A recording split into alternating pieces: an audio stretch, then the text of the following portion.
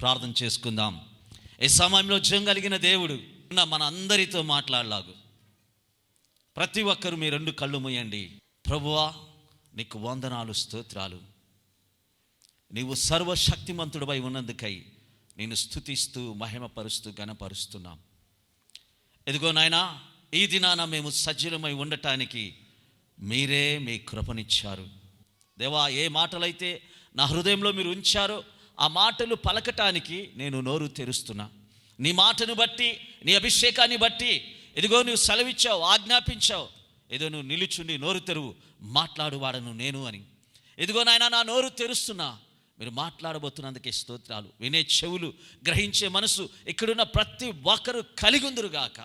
అట్టి మనసు యేసునామములో బర్దల చేస్తూ, అపవాదికి సిగ్గు అపచయం యేసునామములో కలగ చేస్తూ, నీకే స్తోత్రాలు చెల్లిస్తూ యేసయ్య శ్రేష్టమైన నామంలో ప్రార్థించి ఈ మనవులన్నిటినీ పొంది ఉన్నాము తండ్రి, ఆమేన్. చూడండి, 1 యోహాను పత్రిక 4:4 చూస్తే అక్కడ అంటున్నారు, చిన్నపిల్లలారా మీరు దేవుని సంబంధులు, మీలో ఉన్నవాడు లోకంలో ఉన్నవాని కంటే గొప్పవాడు. హల్లెలూయా. నిజంగా ఆయన మనలో ఉంటే మనకన్నీ అపజయాలా విజయాలా? బైబిల్లో ఉందా? మరి ఎందుకు ప్రతి విషయంలో క్రైస్తవుడు ప్రతి చోట ఓడిపోతూనే ఉంటాడే? ఎక్కడ చూసినా క్రైస్తవుడు పడిపోతున్నాడే, కానీ దేవుని కొరకు నిలబడటానికి ఇష్టపడలేకపోతా ఉన్నాడు. సమాధానం లేదు. ఎందుకంటే లోకాన్ని ప్రేమించే రీతిగా యేసు ప్రభుని ఎవరు ప్రేమించడం లేదు. డబ్బును ప్రేమిస్తున్నారు, పేరు కావాలని ప్రాకులాడుతున్నారు, సంపాదించుకోవటానికి తల్లకిందులు పడుతున్నారు. కానీ ఆత్మను నీకు అనుగ్రహించి తన జీవాన్ని నింపి తన ఆత్మచేత నిన్ను నడిపించటానికి ఇష్టపడుతున్న ఆ దేవుడికి మనుషుడు ఏ మాత్రం లోబడటం లేదు. కొంతమంది అంటారు, దేవుడు ఉంటే నాకెందుకు ఇన్ని కష్టాలని. నువ్వు ఉన్నావా? బతుకున్నారా పోయారా? ఉన్నావా? నువ్వు ఉన్నావు అంటే ఆయన ఉన్నాడు. హల్లెలూయా. కాబట్టి ఈ రోజుల్లో జనాలకి ఏం కావాలి అంటే స్వస్థత కావాలి, కానీ స్వస్థపరిచే పరిశుద్ధాత్మ దేవుడు నాలో ఉండాలన్న ఆశ ఎవరికి లేదు. ఆయన లేడు కాబట్టే అన్నీ మన ఎంటొస్తున్నాయి. ఏమండి, ఏనుగు మాట్లాడదా? అడవికి రాజు మృగరాజు సింహం మాట్లాడుతుందా? మాట్లాడుతుంది. పోనీ పెద్ద పులి మాట్లాడదా? మాట్లాడుతుంది. లోకంలో మాట్లాడేది ఎవరు తెలుసా? నీవు నేనే. హల్లెలూయా. ఏమండి, మనం మాట్లాడటానికి దేవుడు ఎందుకు ఇచ్చాడు మాటలు? నీకు ఏదన్నా చేత కాకపోతే అడిగి ఆయన్ని తీసుకోవటానికి. హల్లెలూయా. అడుగుడి మీకు ఇవ్వబడును అన్నాడు, అడిగాం ఇచ్చేశాడు, అంతే. దానికోసం వెయిట్ చేయాలి మనం ఎవ్రీ డే, ప్రతిరోజు. ప్రభువా, ఈ ప్రభువా ఎప్పుడు ఇస్తావు ప్రభువా?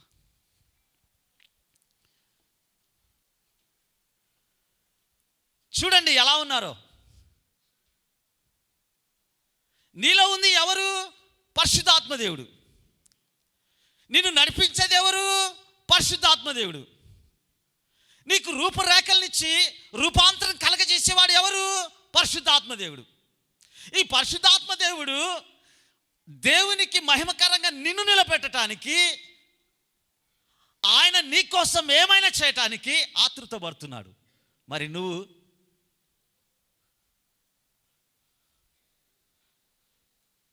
ఈ ఆతృత ఎవరికి లేదండి. ఈ ఆకలి ఎవరికి లేదు.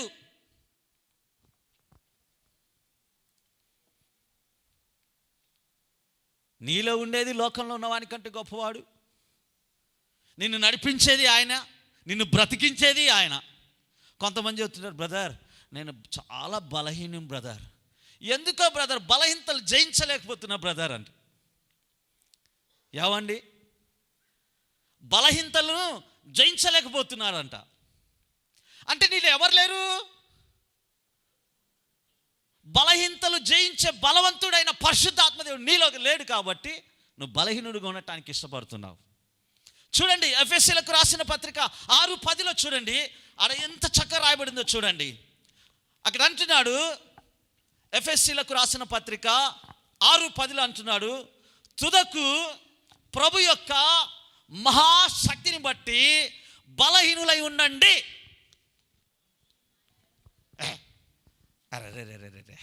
అట్టే ఉందమ్మా. లేఖన భాగంలో రాయబడింది, తుదకు ప్రభు యొక్క మహాశక్తిని బట్టి. నీ శక్తి కాదు, నా శక్తి కాదు, ప్రభు యొక్క మహాశక్తిని బట్టి మీరు బలవంతులై ఉండండి. అంటే ఏమండి, నేను ఒక్కసారి బలహీనులై ఉండండి అని ఉందంటే అందరూ బలవంతులై ఉండమని ఉందా? మరి ఎంతవరకు అలా నడుస్తున్నారండి? అలా జీవించడానికి ఇష్టపడుతున్నారా? దేవుడికి కావాల్సింది ఎవరో తెలుసా? బలహీనుడైన విశ్వాసి కాదు, బలవంతుడైన విశ్వాసి కావాలి. దేవుని శక్తి ఉంది, దేవుని అభిషేకం ఉంది, దేవుని నామం ఉంది, దేవుని మాట ఉంది. ఎందుకు ఆ మాటలను బట్టి నువ్వు బలవంతుడై ఉండలేవు? జీవించినంతకాలం బలహీనుడిగా బలహీనురాలుగా ఉంటే ఎప్పుడు బలవంతులైతారు? ఒకరోజు ఒక సహోదరి వాక్యం చెబుతుంది. ఏమని చెబుతుంది తెలుసా? ఇదిగో మీరు ఇంటికి వెళ్తున్నారు అనుకోండి, సైతాన్ గాడు మీ వెంట వస్తాడు అంటున్నాము. వదిలే మన క్రైస్తవులు బిత్తరలో పెద్ద బిత్తరోలు. చూడండి, క్రైస్తవులు ఎప్పుడైనా బైబిల్ తెరుస్తారు అంటే అంత ఈజీగా తెరవరు. వాళ్ళు పడుకొని నిద్రపోతున్నారు అనుకోండి, కిటికీలో తలుపులు డబడబడబడబడబడ కొట్టుకున్నాయి అనుకోండి, అప్పుడు తెస్తారు బైబిల్. ఎందుకు తెలుసా? తల కింద పెట్టుకొని నిద్రపోవటానికి. బ్రదర్ నిద్ర రావట్లే బ్రదర్, రాత్రి బైబిల్ తల కింద పెట్టుకున్నాక నిద్ర వచ్చింది అంటే మనకు బైబిల్ దిండులాగా ఉపయోగపడుతుంది. భయం వేసినప్పుడు, లేకపోతే ఎటువంటి గాబర కలిగినప్పుడు అప్పుడు గుర్తొస్తుంది, కానీ మిగతా టైంలో గుర్తు రావటంలా.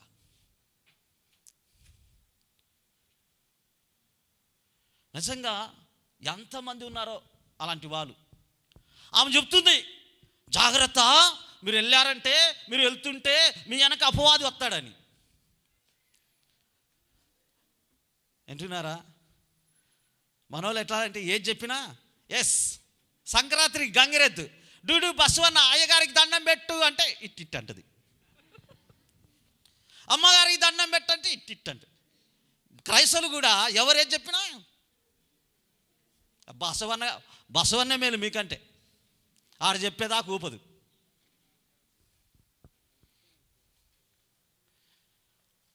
బైబిల్లో చూడండి, యాకోబు రాసిన పత్రిక 4:7 చదవండి ఏముందో. తెరవండి, యాకోబు రాసిన పత్రిక 4:7 చదవండి. అపవాది మీ ఎంట వస్తాడా, మీ మీద కూర్చుంటాడా, ఉందో చూడండి. కాబట్టి దేవునికి లోబడి ఉండండి, అపవాదిని ఎదురించుడి, అప్పుడు వాడు పారిపోవును. హల్లెలూయా! ఎంటొస్తాడని ఉందా, పారిపోతాడని ఉందా? ఎప్పుడంట? తల కింద బైబిల్ పెట్టుకున్నప్పుడా? వాగ్దానం తీసుకొచ్చి వాకిలు ముందు పెట్టుకున్నప్పుడా?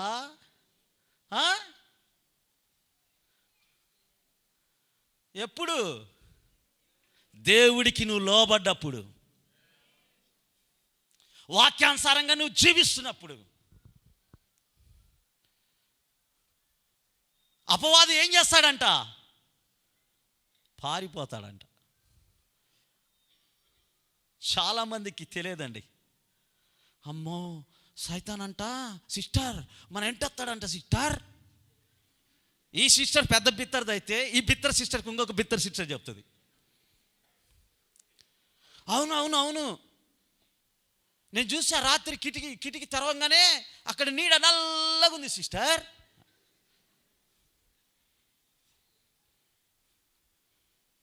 అవును సిస్టర్, పేరాలు తెచ్చి పూసుకోవాలి సిస్టర్ కిటికీకి.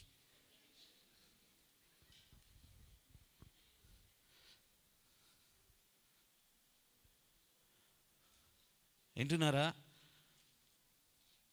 నాతో ఒక సహోదరుడు వస్తాడు ఎక్కడైనా మీటింగ్స్కి, అక్కడికి వెళ్ళేటప్పుడు డ్రైవర్ అన్నమాట. అనాయింటెడ్, నేను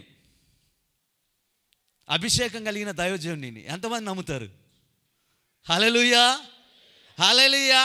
వాడు నా పక్కన కూర్చొని కూడా ఆయిల్ పూసుకొని వస్తాడు. అడిగిట ఆయన చూస్తే నాకు ఒక్కటి ఇవ్వాలనిపిస్తుంది, కానీ ఏం చేస్తాం, దేవుడు కాల్చేతులు కట్టేశాడు. చాలామంది ఉన్నారు ఇలాంటి వాళ్ళు. ఆడు తాగుతాడు, బాగా తాగొచ్చి నిద్ర రానప్పుడు ఏం చెప్తాడు తెలుసా వాళ్ళ ఆవిడ, ఏమండి శోభన్ బాబు గారు ప్రార్థన చేసి ఇచ్చిన ఆయిల్ అది బుత్తాలే. ఎందుకు తెలుసా, తాగాడు కదా, ఏ క్షణమైనా గుండె ఆగిపోద్దేమో. అంటే వీళ్ళకి ఆయిల్ పనికొచ్చే దేనికి, మీకు అర్థమైందా? ఎవడిస్తారా ఆయిల్ అని చూస్తుంటారు. నీలో ఉండేది పరిశుద్ధాత్మ దేవుడు తెలుసా? ఆయన ఎంత బలవంతుడో తెలుసా? బలమైన కార్యాలు చేయటానికే ఆయన ఈ లోకంలో సంచరిస్తున్నాడు.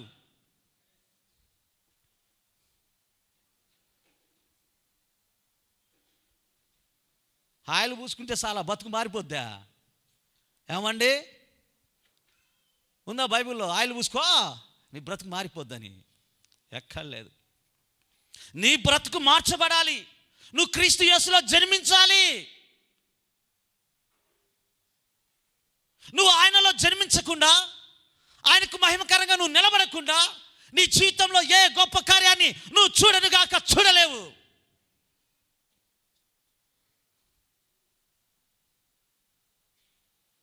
చాలామందికి దేవుడు అంటే ఆటలైపోయింది. ఎలా పడితే అలా ఉండటానికి ఇష్టపడుతున్నారు. నువ్వు ఎలా పడితే అలా ఉండటానికి ఇష్టపడితే నీలో ఉన్న పరిశుద్ధాత్మ దేవుడు పని చేయనుగాక చేయడు.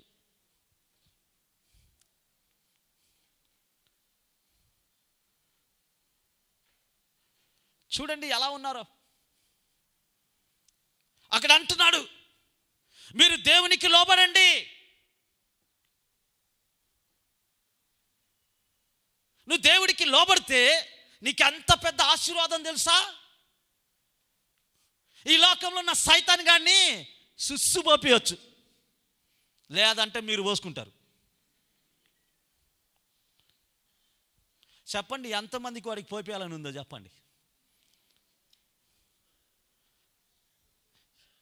ఓహో, ఏంటండి వాడికి, అమ్మో ఈడ చేయెత్తితే నేను ఇంటికి పోయేలోపు వాడు గుమ్మంలో కాడుంటే అమ్మ ఎందుకు వచ్చిన బాధలే నాయన అన్నట్టున్నారా?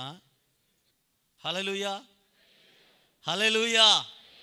చెప్పండి, నేను దేవునికి లోబడతా, అపవాదిని ఎదురిస్తా, వాడు నా యొద్ద నుండి పారిపోతాడు. హల్లెలూయా, హల్లెలూయా. వాడిని తరమండి, మీరు పారిపోకండి, వాడిని తరమండి.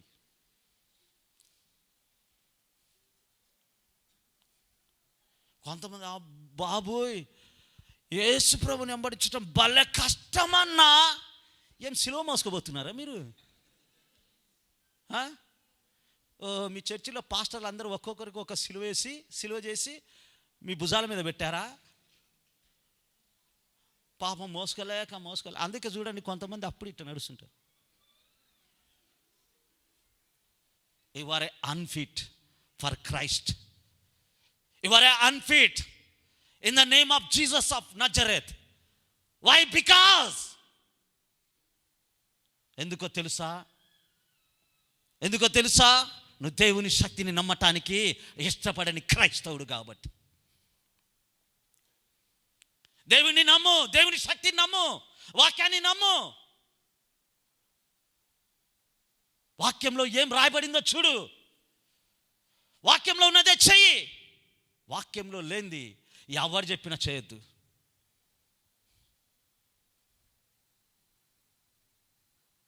యేసు ప్రభు రాకడ సమీప దినాల్లో మనం ఉంటున్నాం ప్రియులారా, గుర్తుపెట్టుకోండి.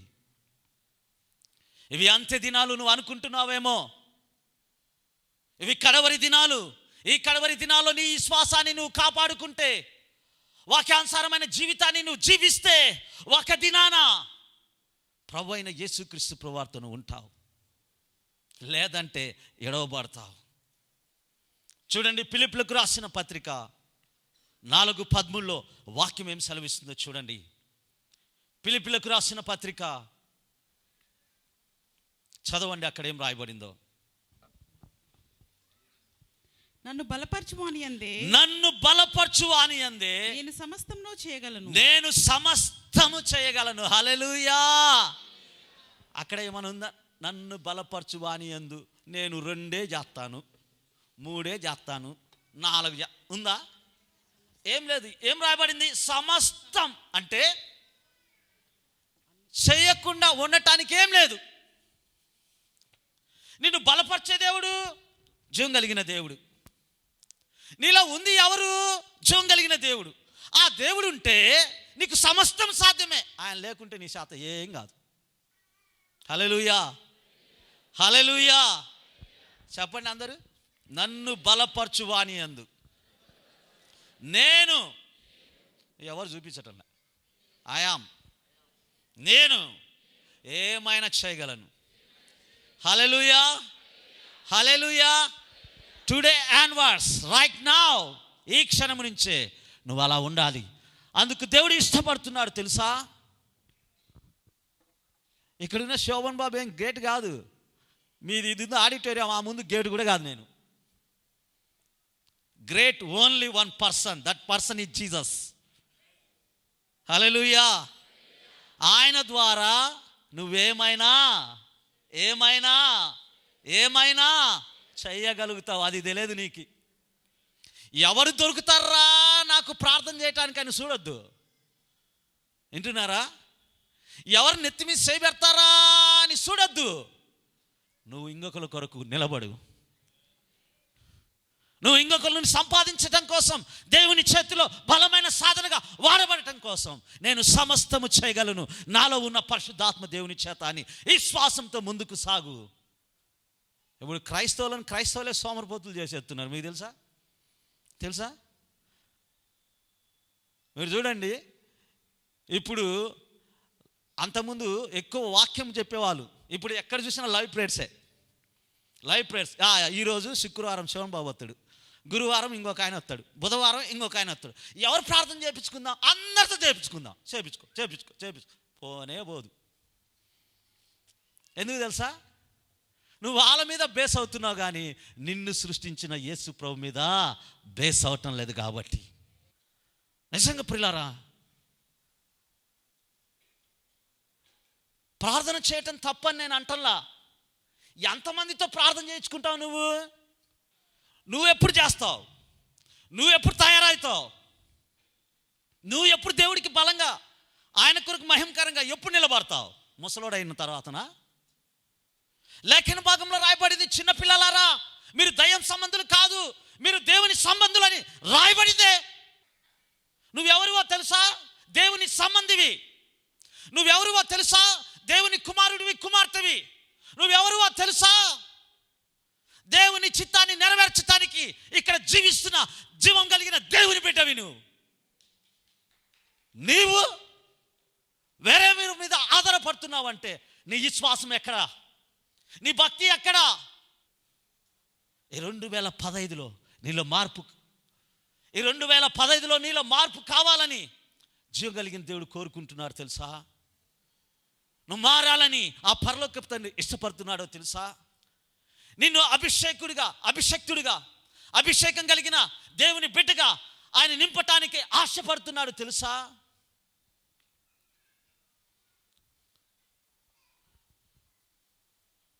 ఆయనను బట్టి నువ్వు బలవంతుడై ఉండు.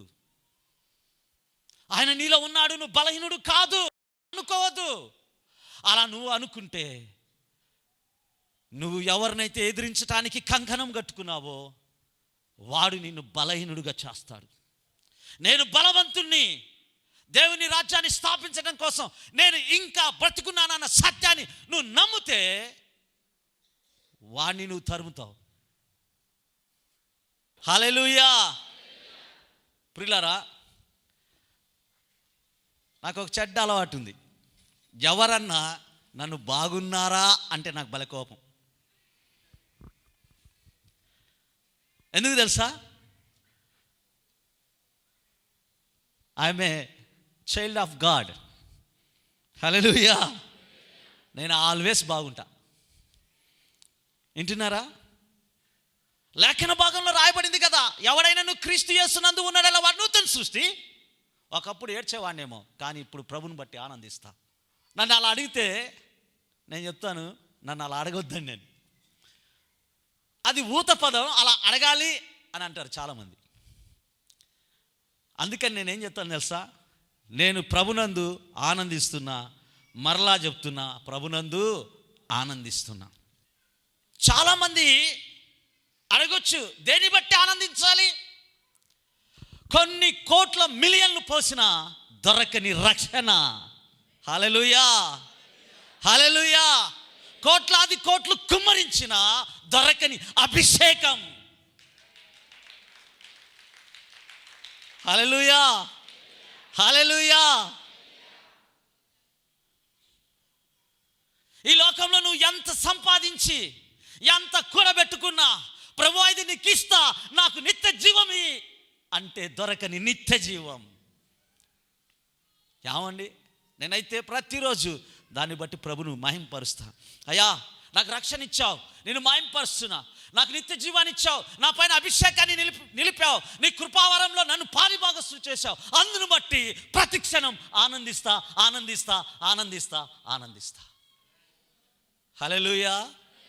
మనకి ఎప్పుడయ్యా ఆనందం అంటే ఈ జేబులో డబ్బులు ఉన్నప్పుడు.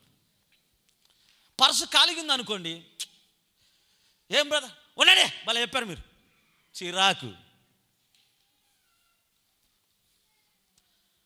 అనుకున్న టైంకి జరగల. డాడీ ఫ్యామిలీ ప్రేయర్ చేసుకోండి మీరే.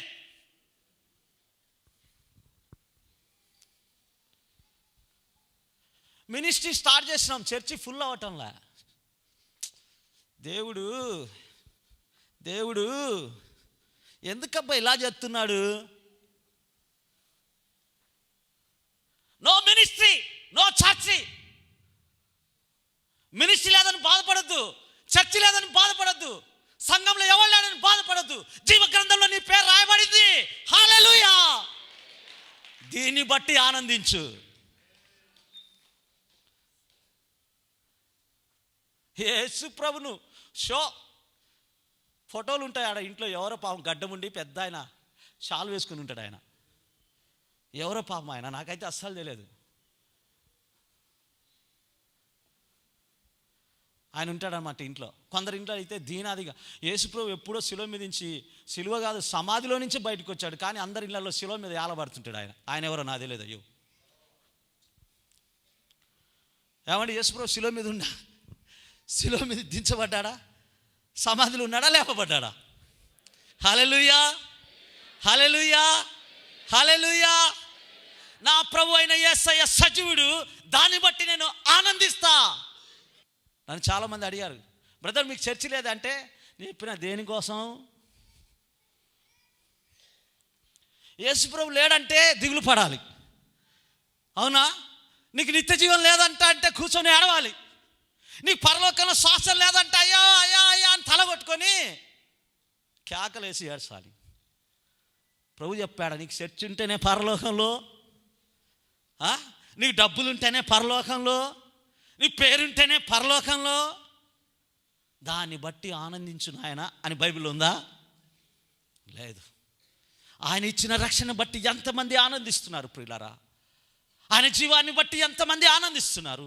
ఆయన నిలిపిన అభిషేకాన్ని బట్టి ఎంతమంది ప్రభువును మహింపరుస్తున్నారు?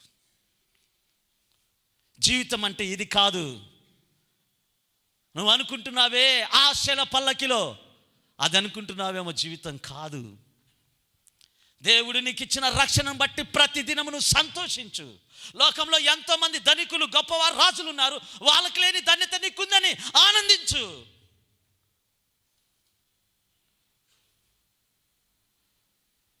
అన్నా పెళ్ళై 10 సంవత్సరాలు అయిందన్నా, బిడ్డలు లేరన్నా, మా ఆయన ఇంకొక ఆయన చేసుకుంటాడట, నేను చాచిపోతాను. నరకానికైనా పోవటానికి ఇష్టపడతారే తప్ప, నా ప్రభు సజీవుడు, నా ప్రభు యందు నేను ఆనందిస్తా. దుఃఖాన్ని ఆనందంగా బాధను సంతోషంగా మార్చే దేవుడు సజీవుడు, ఆయన నాలో ఉన్నాడు అన్న సత్యాన్ని ఎప్పుడు నువ్వు విశ్వసిస్తావు? నువ్వు ఎప్పుడు విశ్వసించి ఆయనకు మహిమకరంగా జీవిస్తావు? కాబట్టి క్రొత్తగా జన్మించటం అంటే ఇదే. నీలో ఎవరున్నారు? లోకాన్ని జయించిన ఆయన. నీ సావాసం సంబంధం ఎవరితో? మరణాన్ని జయించి మృత్యుంజడి తిరిగి నీ కోసం రాబోతున్న ప్రభు అయిన యేసుక్రీస్తు ప్రభువారితో. అందుకనే నికోదేముతో యేసు ప్రభు అన్నాడు, ఒకడు నీటి మూలంగాను ఆత్మ మూలంగాను జన్మిస్తేనే తప్ప వాడు దేవుని రాజ్యంలోకి వెళ్ళలేడు. ఈ దినాన ఇక్కడున్న ప్రతి ఒక్కరూ ఒక్కసారి ఆలోచన చేయండి. నీ కొరకు కలువరి శిలువలో తన రక్తాన్ని కాచి, నీ నిందలు నీ అవమానాలు భరించి నీ కోసమే తన సర్వస్వాన్ని ధారపోసిన యేసుక్రీస్తు ప్రభువారు నీ కోసం ఏమైనా చేయటానికి సిద్ధంగా ఉన్నాడు. ఆయన కోసం నువ్వేమైనా చేయటానికి సిద్ధంగా ఉన్నావా? ఇదిగో నా ప్రభువా, నాకు బ్రతుకునిచ్చావు, ఇది నేను సజీవుడై ఉన్నాను, నా దేహంలో ఉన్న ప్రతి అవయం పనిచేస్తుందంటే అది నీ కృపను బట్టే ప్రభువా, దాన్ని బట్టి నేను ఆనందిస్తున్నాను ప్రభువా అన్న ప్రతి ఒక్కరూ మీ రెండు చేతులు పైకి చాచి ప్రభును మహింపరచండి. హల్లెలూయా, హల్లెలూయా. అయితే నేను 2 క్వశ్చన్లు మిమ్మల్ని అడిగి ముగిచ్చేస్తా.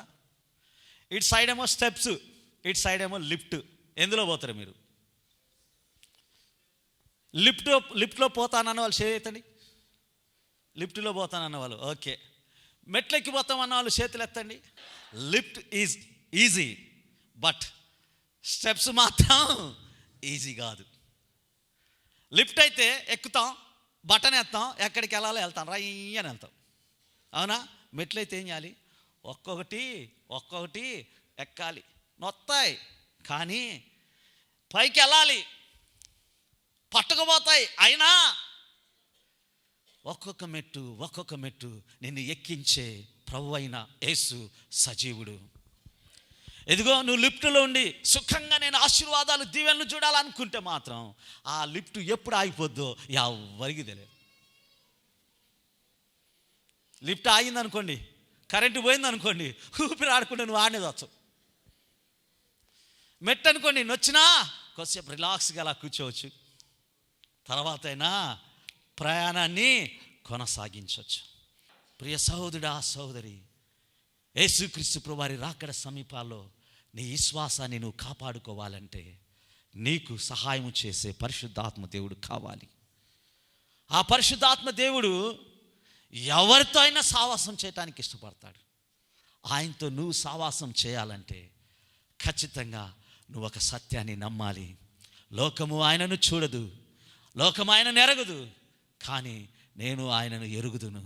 ఆయన నాలో ఉన్నాడు, నాతో కూడా ఉన్నాడు అన్న సత్యాన్ని నువ్వు నమ్మితే ఈ క్షణం నుంచే ఈ 2015 సంవత్సరాల్లో దేవుడు ఏమైతే చేయటానికి నీ జీవితంలో ఆయన తీర్మానం చేశాడో ఒక్కొక్కటి నీ జీవితంలో జరగబోతుంది.